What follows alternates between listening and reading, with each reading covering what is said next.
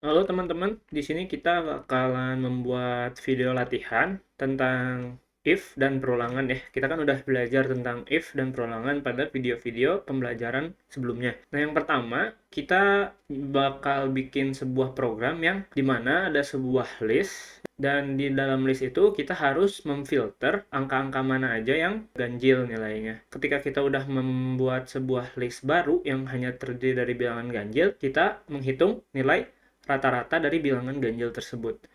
Aplikasi yang kedua ada 3 menu. Yang pertama menghitung volume balok, yang kedua menghitung volume kerucut, dan yang ketiga itu menunya keluar dari aplikasinya. Jadi aplikasinya akan selalu melakukan looping ke menu awal ketika user tidak memilih menu nomor 2. Kita langsung aja, kita disuruh buat list baru.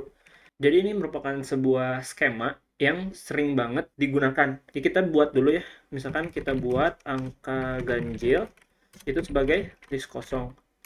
Nah, terus kita looping di angkanya for item in angka, ya. Gimana caranya ngecek kalau misalkan angka itu ganjil.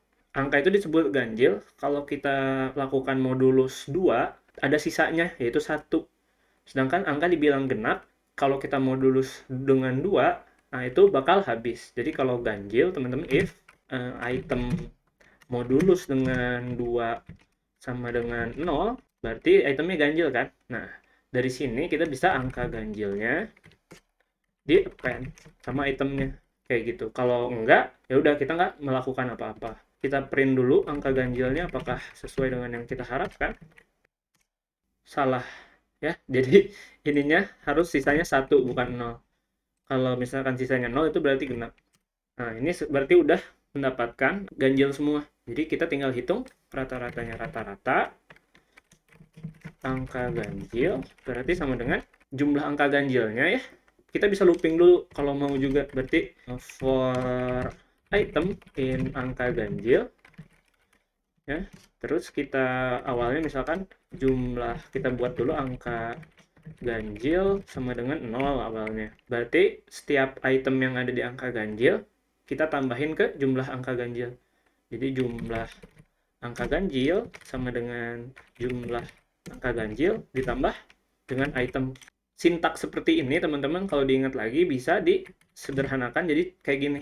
Di lebih pendekin lagi. Jadi jumlah angka ganjil plus sama dengan item. Untuk ngitung rata-rata, jumlah angka ganjil dibagi dengan len dari angka ganjil. Sekarang kita print rata-rata angka ganjil. Oke, kita hitung ya. Hasilnya adalah 280,6. Nah, ini sebenarnya kita bisa buat menjadi lebih sederhana, teman-teman. Jadi, jumlah angka ganjilnya kita pindahin ke sini. Kita tinggal tambahin aja ininya di dalam sini.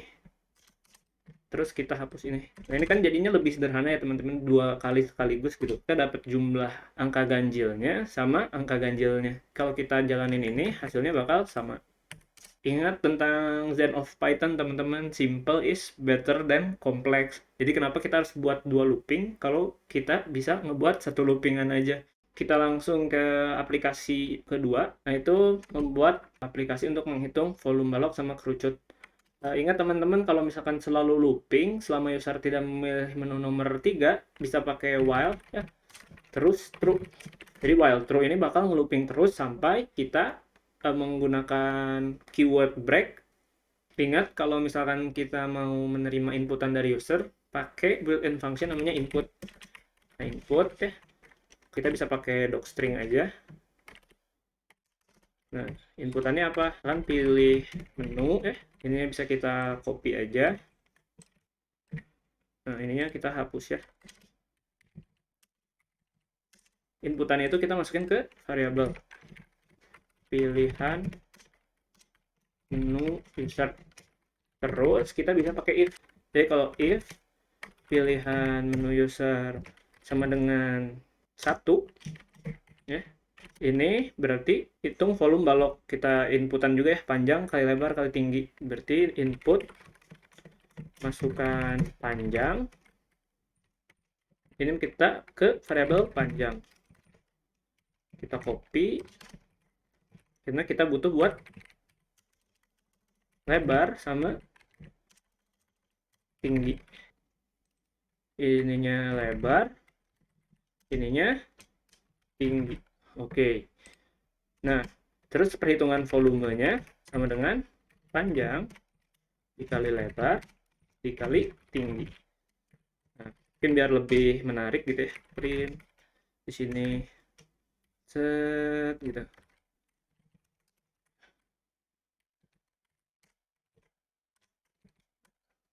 Menu volume balok gitu ya, biar lebih keren. Print gitu ya kalau udah pakai f string ya. Volume balok yang dihitung adalah, ingat f string volume gitu. Oke, terus yang kedua, jadi pakai elif ya. Pilihan user sama dengan 2. Apa aja nih butuhnya? Pi ini konstan, berarti jari-jari sama tinggi. Kita copy yang ini ya. Menu volume kerucut. Kita butuh jari-jari, input, masukkan jari-jari ya.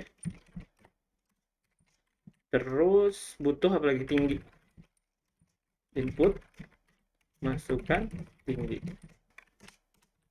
Volumenya panjang, panjang lagi. Berarti sepertiga ya, sepertiga kali sepertiga kali pi ya, berarti 3,14 dikali jari-jari kuadrat ya, gitu, kali tinggi.